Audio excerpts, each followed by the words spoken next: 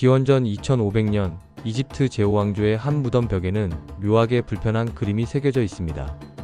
줄무늬 하이에나를 목줄로 잡아두고 여러 하인들이 그 입에 무언가를 억지로 쑤셔 넣고 있는 장면이죠. 개도 아닙니다. 고양이도 아니고 순한 동물은 더더욱 아니에요. 사자보다 강한 턱으로 뼈를 부숴 먹는 그 하이에나입니다. 그런데 누군가는 이 으르렁대는 야수를 보고 저걸 키울 수 있다고 생각한 것처럼 보입니다.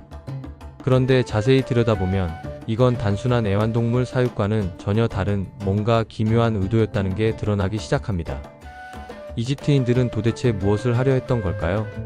그리고 왜 이 장면만큼은 무덤에까지 새겨 넣을 정도로 중요했다고 여겼을까요? 우리 곁에 있는 반려동물 하나하나의 뒤에는 이런 이상한 시도들, 성공과 실패, 그리고 설명하기 어려운 관계들이 숨어 있습니다. 오늘은 그 중에서도 가장 풀기 어려운 이야기부터 시작해보겠습니다. 하이에나 이야기부터 시작해야 할 것 같은데요. 이게 우리가 길들일 수 없는 것들을 억지로 길들이려 했던 모든 시도를 대표하거든요. 무덤 벽화는 명확합니다. 줄무늬 하이에나들이 밧줄에 묶여 있고 입을 벌리고 있는데 하인들이 먹이를 직접 입속으로 밀어 넣고 있어요. 처음 보면 고대 이집트인들이 하이에나를 애완동물로 키웠구나라고 생각할 수 있죠. 하지만 진실은 훨씬 기묘합니다. 고고학자들이 이 그림들을 연구하다가 이상한 점을 발견했거든요. 하이에나들은 항상 강제로 먹이를 먹는 모습으로만 그려져 있어요. 개처럼 그릇에서 먹는 것도 아니고 인간 옆에서 사냥하는 것도 아닙니다. 말 그대로 여러 명의 관리자가 붙잡고 있는 동안 목구멍에 음식을 쑤셔 넣는 거예요. 이건 애완동물 사육이 아니었던 겁니다. 완전히 다른 뭔가였죠. 답은 예상치 못한 곳에서 나왔는데요. 바로 아마르나의 쓰레기 더미였습니다. 연구자들이 이 고대 이집트 도시의 쓰레기장을 발굴했을 때 소, 돼지 같은 식용 동물 뼈들 사이에서 도축된 하이에나 뼈를 발견했거든요.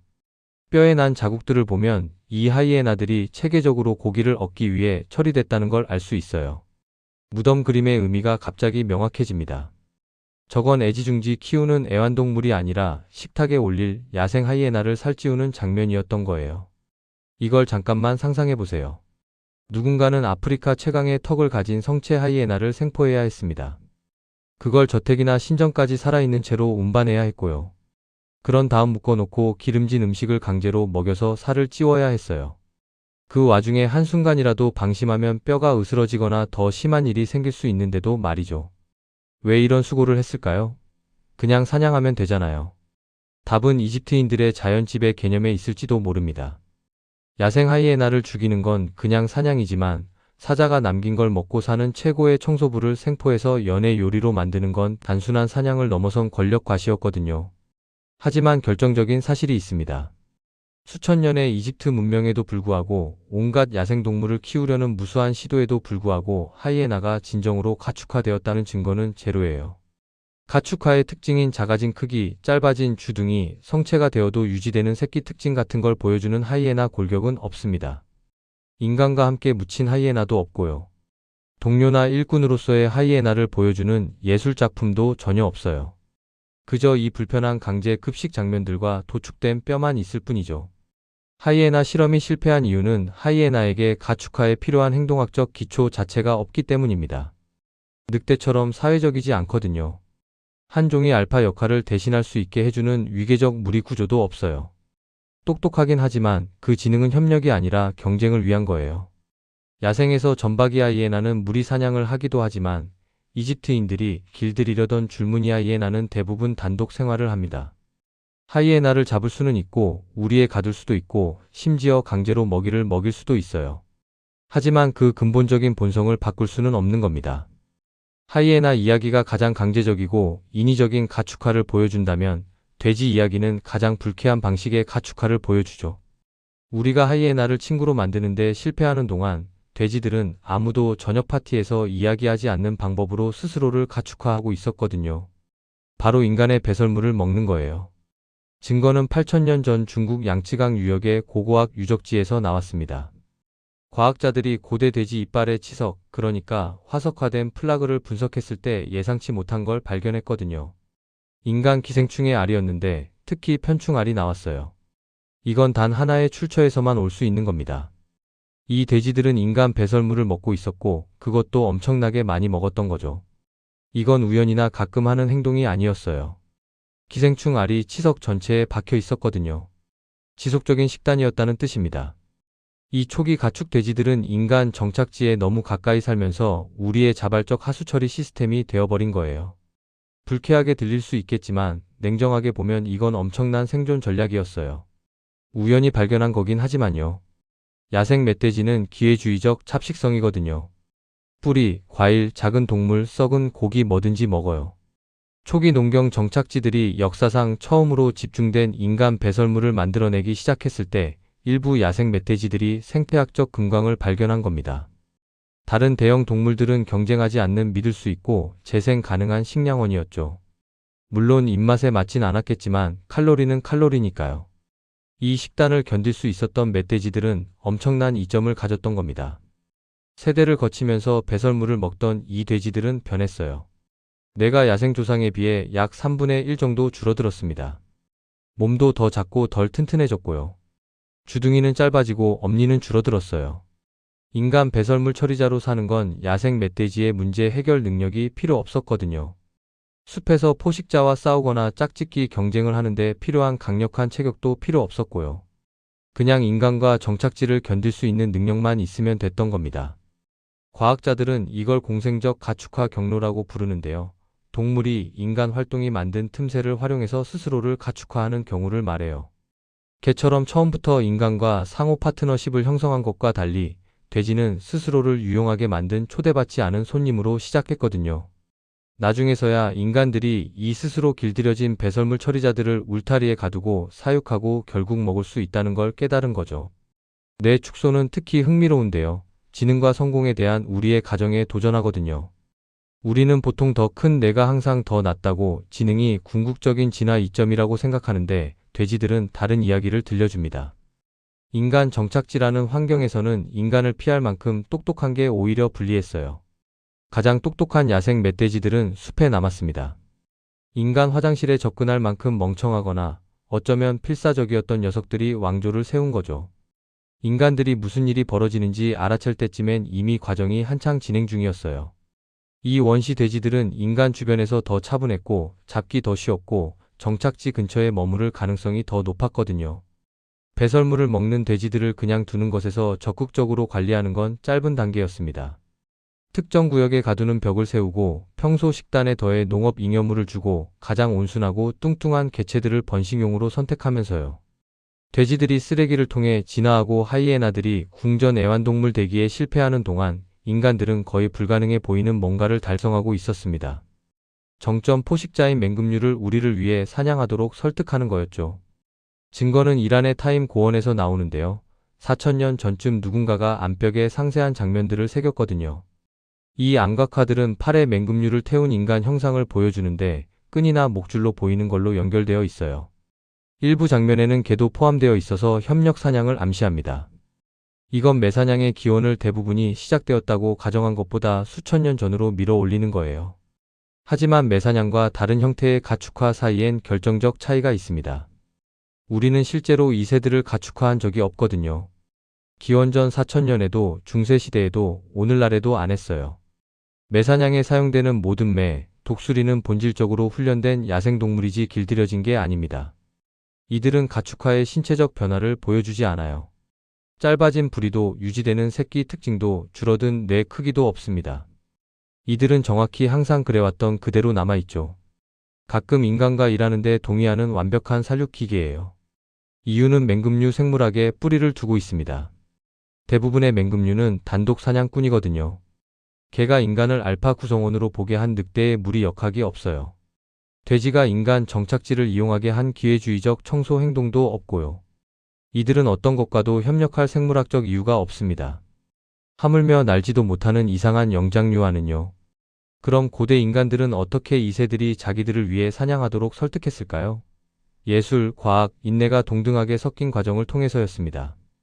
어린 새들을 정확히 적절한 나이에 둥지에서 가져와야 했어요. 살아남을 만큼 크지만 인간을 먹이 공급자로 각인시킬 만큼 어려야 했죠. 먹이를 주고 키우고 훈련시켜야 했는데 진정으로 길들여지게 하면 안 됐습니다. 너무 친숙해지면 사냥 본능을 잃어요. 너무 낯설면 그냥 첫 기회에 날아가 버리고요. 이란 암각화들은 이 지식이 4천년 전에 이미 정교했다는 걸 암시합니다. 예술 작품이 특정 새 종을 보여주거든요. 일반적인 새가 아니라 알아볼 수 있는 매와 독수리예요. 사냥꾼들은 전문 장비를 들고 있고요.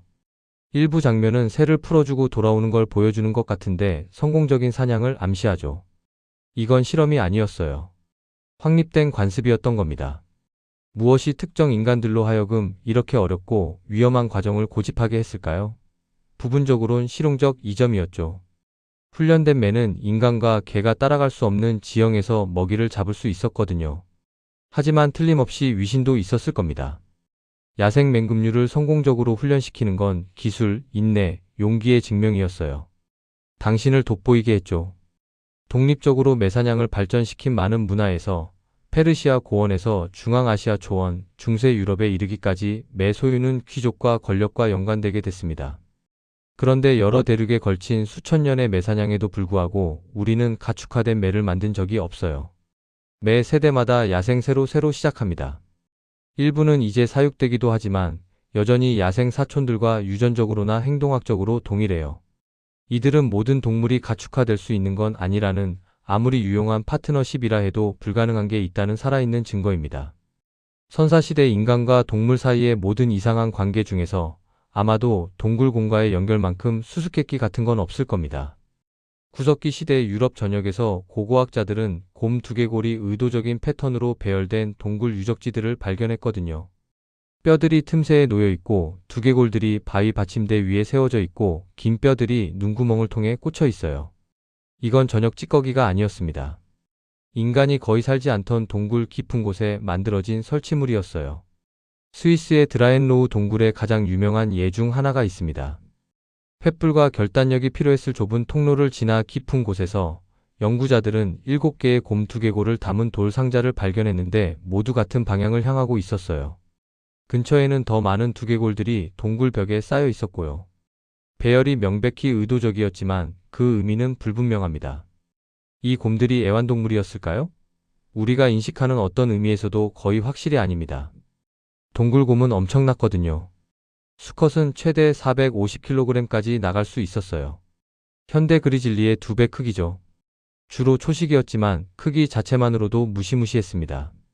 동반자 동물로 키운다는 생각은 터무니없어 보여요. 그런데 유해를 조심스럽게 다룬 흔적은 단순한 사냥 트로피 이상의 뭔가를 암시합니다. 일부 고고학자들은 이 유적지들을 곰 숭배의 증거로 해석해요. 동굴곰을 영적 존재로 중심에 둔 의식 관습이라는 거죠. 배열은 곰 영혼을 달래거나 성공적인 사냥을 보장하거나 피난처가 필요한 인간과 그 동굴을 집으로 여기는 거대한 곰 사이의 복잡한 관계를 다루려는 시도를 나타낼 수 있어요. 하지만 애완동물과 먹이, 동반자와 신 사이의 경계를 흐리는 또 다른 가능성이 있습니다. 최근 수렵채집 사회들의 민족 지학적 증거를 보면 곰 새끼를 포함한 어린 동물들이 때때로 포획되어 인간 정착지에서 자랐다는 걸 보여주거든요.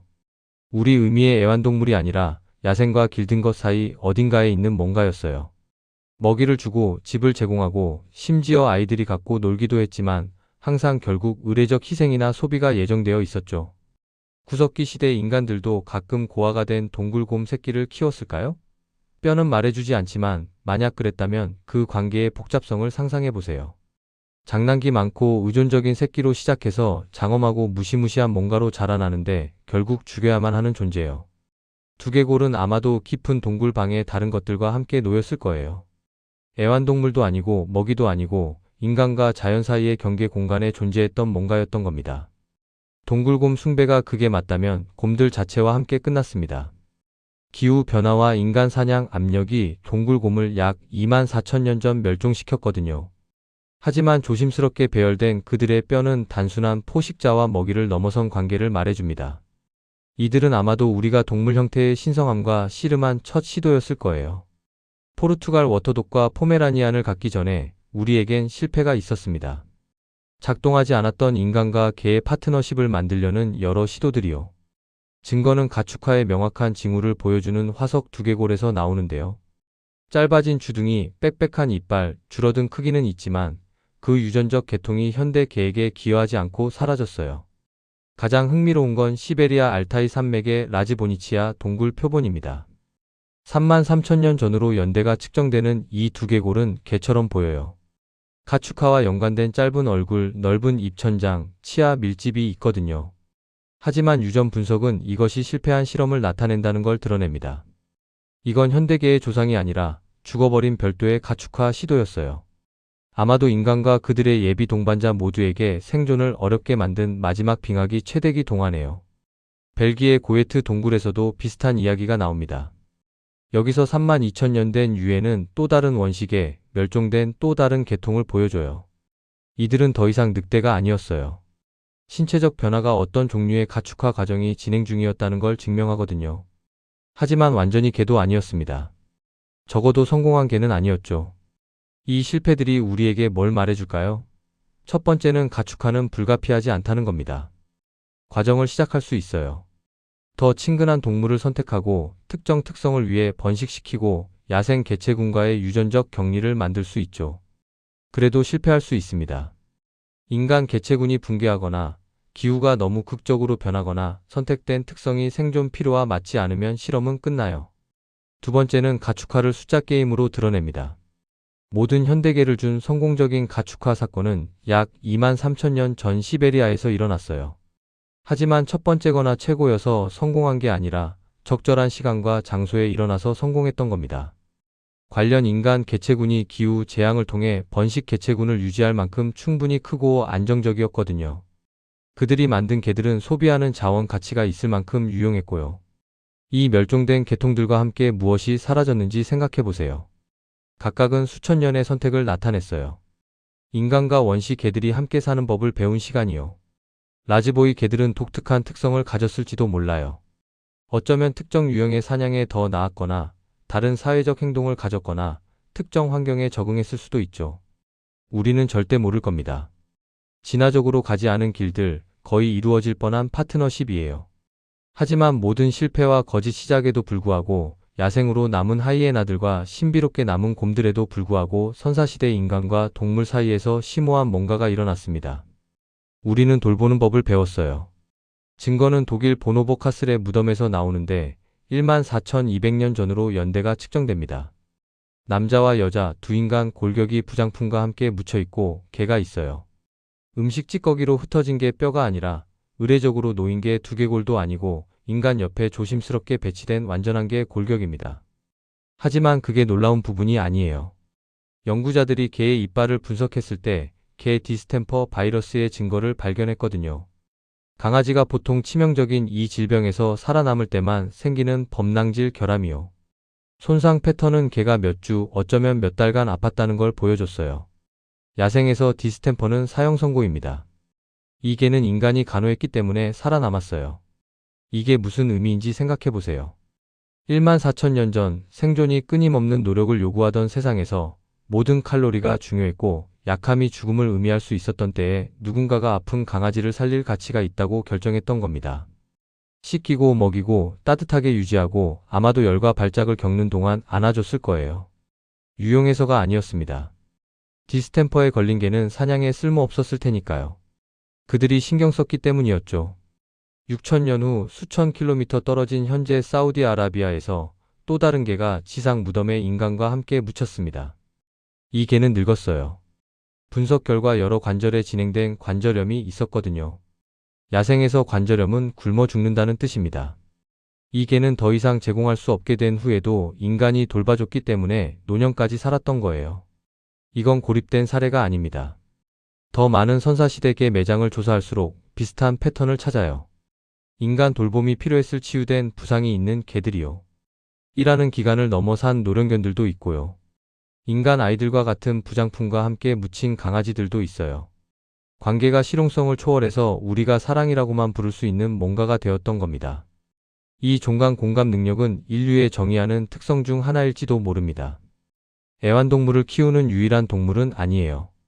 일부 원숭이는 아기 마모셋을 잡아서 키우고요. 특정 새들은 다른 종과 짝 유대를 형성하기도 해요.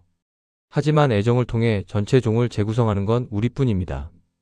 다른 생명체의 눈에서 보호할 가치, 애도할 가치, 기억할 가치가 있는 뭔가를 보는 건요.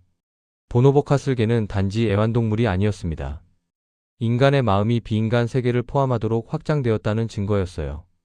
연민이 종의 장벽을 넘을 수 있다는, 사랑이 진화를 이끌 수 있다는 증거였죠.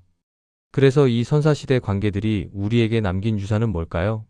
소파에서 자는 모든 개, 테이블에서 물건을 떨어뜨리는 모든 고양이, 바퀴에서 달리는 모든 햄스터요. 이들은 모두 수만 년 전 시작된 실험의 메아리입니다. 늑대들이 우리 모닥불이 위험을 감수할 가치가 있다고 결정했을 때, 돼지들이 우리 배설물이 먹을 가치가 있다고 발견했을 때, 우리가 스스로를 구할 수 없는 일부 생명체들이 구할 가치가 있다고 발견했을 때요. 하지만 아마도 더 중요하게는 이 고대 파트너십이 우리를 형성했습니다. 동물 가축화에 성공한 집단들이 엄청난 이점을 얻었거든요. 개는 더 나은 사냥, 더 나은 보호, 더 나은 생존율을 줬어요. 돼지는 믿을 수 있는 단백질을 줬고요. 실패한 가축화조차도 행동, 유전학, 자연에 대한 통제의 한계에 대해 가르쳐 줬습니다. 우리는 부분적으로 이 관계들을 통해 지금의 우리가 되었어요. 그리고 실패들, 길들여지지 않을 하이에나들, 우리가 숭배만 할 수 있었던 곰들, 멸종된 원시 개들은 가축화가 결코 불가피하지 않았다는 걸 상기시켜줍니다. 우리 여정에 합류한 모든 종마다 수십 종이 영원히 야생으로 남았거든요. 모든 동물이 가축화의 생물학적 로또 티켓을 가진 건 아니에요. 모든 파트너십이 가능한 건 아니고요. 오늘날 우리가 반려동물을 볼 때 우리는 홍적세에 시작된 거대한 실험의 생존자들을 보고 있는 겁니다. 이들은 야생과 길든 것, 인간과 동물, 통제와 협력 사이의 수없는 협상의 유산을 유전자와 행동에 담고 있어요. 이들은 다른 종과 우리 삶을 나누려는 인류의 첫 시도에 살아있는 유물입니다. 다음에 누군가 개를 산책시키는 걸 보면 23,000년 전 시베리아에서 시작된 관계의 연속을 목격하고 있다는 걸 기억하세요. 고양이가 죽은 쥐를 가져올 때 한때 생존을 의미했던 행동을 메아리치는 거고요.